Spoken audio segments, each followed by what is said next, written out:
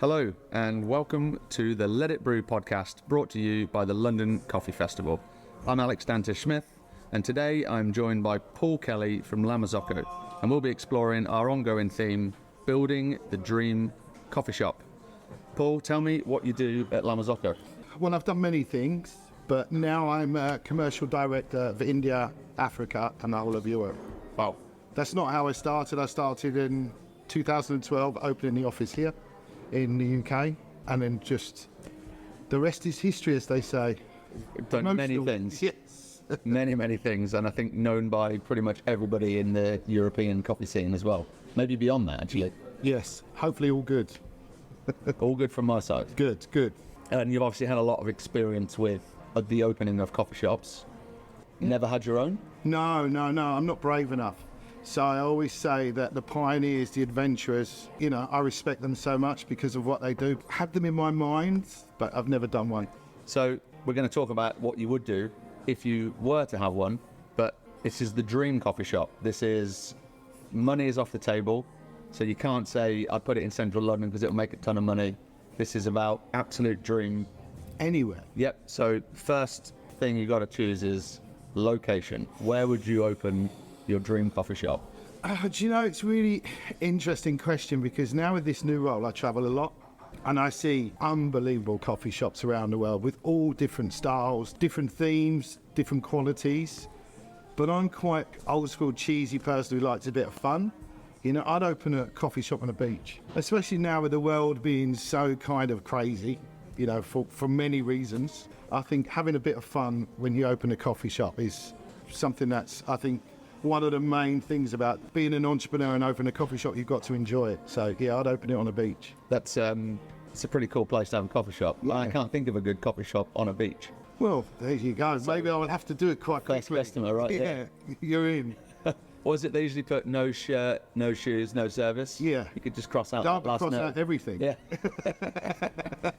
Okay, so coffee shop on the beach. What are you going to call it?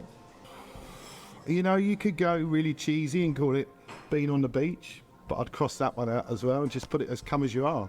Just come relaxed.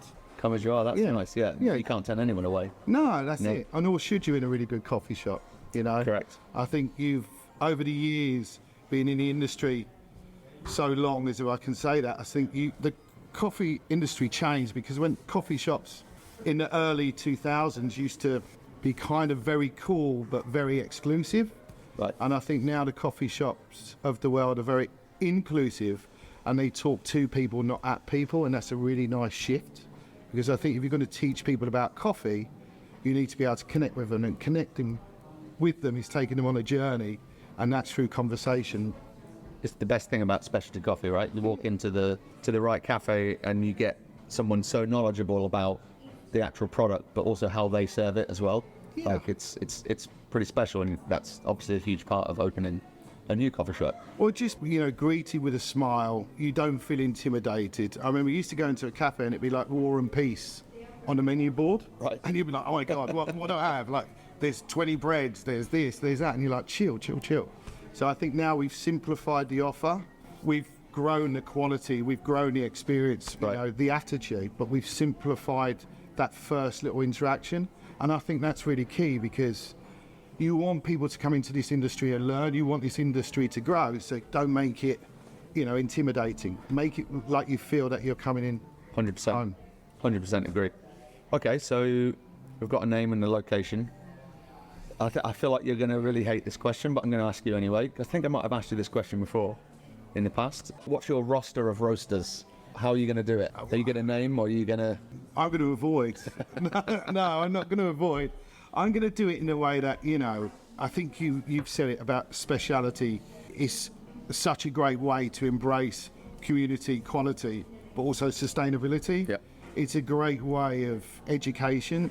So I think there's roasters out there now that, when I see QR codes on the actual bags for retail coffee, someone can directly donate to a farmer.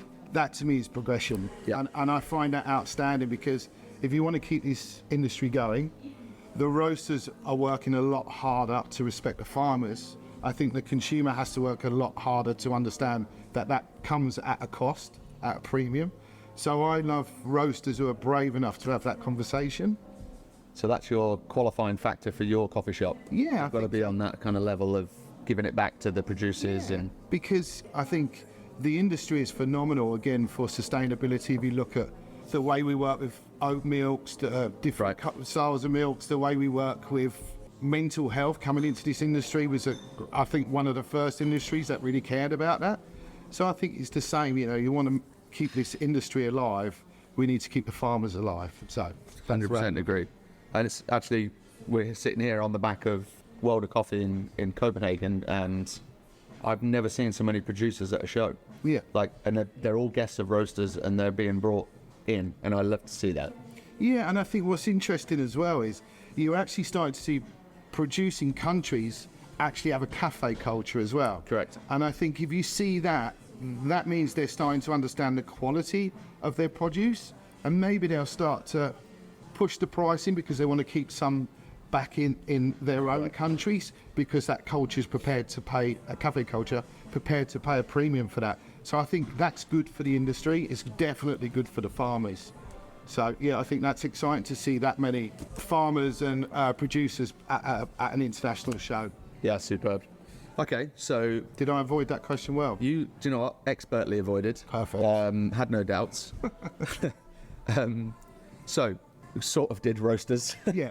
What about a unique trait for your coffee shop? If you could have something that people know it for, like some people know certain coffee shops for their baked goods, or I mentioned in the last episode a coffee shop that's all board games. What's your unique trait? Well, I'd have two things. I think the one thing I love about food is my partner's from a small part of Brittany, and they do galettes, which is a savoury pancake style, very crispy. Right. And you have ham and cheese, or you have goat's cheese with salmon. Or they're beautiful, and they just come in a little square, and they blow my mind. I'm very lucky when I get to eat them at home, but I'm really lucky when I get to eat them in France. So I would have those in the cafe. Okay, so it's based on the food as well. The food as well, definitely, because I think everyone, and keep it simple. I think, again, going back to that simple menu is key. Yep. And the second thing, I would have a rule that you had to write a silly name, you give a silly name to be written on your cup. That's It great. could be a film star, rock star, a made-up name, but just to see everyone appreciate that name being shouted out when you were waiting in the queue, I think would make people smile. Yeah, a little bit of humour at 7 o'clock in the morning, yeah. The world needs a bit of injection of fun at the moment. I think being on the beach, having a bit of banter with the customers is great. So yeah, only silly names or famous names on the cups. So what name are you giving? Well, I've been given many. I wouldn't want to write them on a cup. I think I've given you some of them. I wouldn't want someone to shout them out. I don't know. I'll let some other people decide what I should have written on my cup. I'll let you know off camera. Yeah, definitely. Okay, this is a fun question for you. Equipment. You are known for being the face of a very large equipment brand. Yeah. What are you putting in your dream coffee shop? Is there a Wally sneaking in there? Once I get to the rolling out my chain, then I'd look at Wally's. But no, I'd just go for a PB. Just does exactly what it says on the tin for me. Yep. I don't want it to be so specialised where it's a Strada or a KB90 because it's on the beach, facing the sea. It's go for the PB. PB facing the sea. Should be an advertising. And PB, it just rolls off the tongue so nicely. There you go. And then what about accompanying? Like, obviously that's espresso, so what about, are you having a pour over offering? Are you doing cold brew? Of course. There's a brand called Fellow that I like, so, have to get that. Heard of them, yeah. I wouldn't see anything in this environment here to prompt me on that one, but no, definitely. And also, I would definitely have a candy floss machine. There's your unique trait right there as well. Candy floss machine, candy floss cappuccinos. I'm going to trademark it as we leave. Straight on the top. Straight on the top. There you go. I've got time for that. Exactly. Never crossed my mind, but it makes a lot of sense, and I can picture it, and it looks good. Yeah. That's that's the Instagram pull right there, right? Nice. Okay, so the next question was going to be about a specialist food item, but you've got two now. Yeah. So keep those two. Fine. I'm not bringing another one. Nothing I'm else. happy where I am. Okay. I like that. I want to go after this and try this candy floss. We're off. Come on. Yeah. The sun's out finally. Can I have that for breakfast? Yeah, of course. Okay. Let's see if is there a coffee, like a specific coffee order that people often make that you refuse to have on the menu? Before 11, an Irish coffee, because I think it should only be after 11. Fair enough. You know, I'm responsible at times, so I think no Irish coffee before 11, unless you're staff. And you're just starting a shift. Yeah, that's it.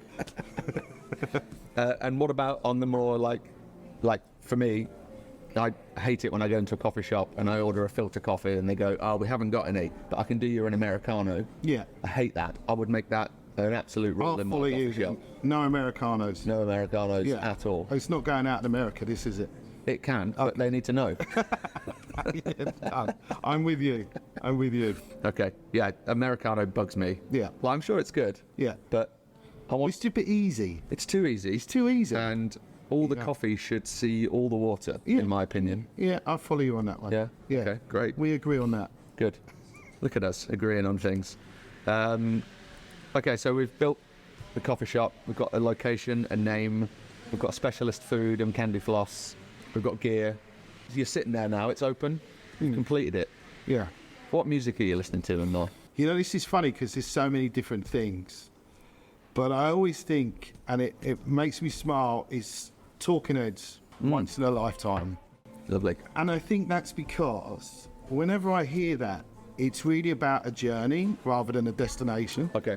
And I think so many people work in coffee and have grown through coffee. And, you know, you've seen people start as a barista to become an international roaster or a chain business owner. And it's remembering the journey, I think, is key. Because at some point you will ask yourself, how did I get here? You know, what happened? Every day. Every day. So I think if I was going to pick one, I would pick that one.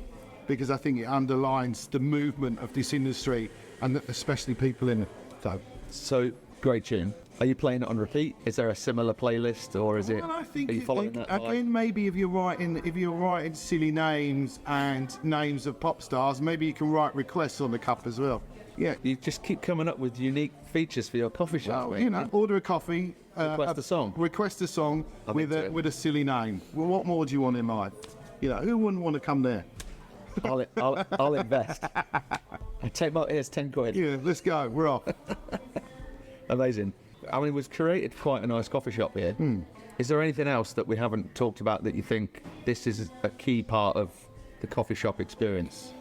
As long as we respect the product, you know, and we're inclusive and we respect the conversation, I think that's all you need to do. And that, you know, to me, that's a perfect place. And I think there are many perfect places, and it's not about perfection; it's about progression.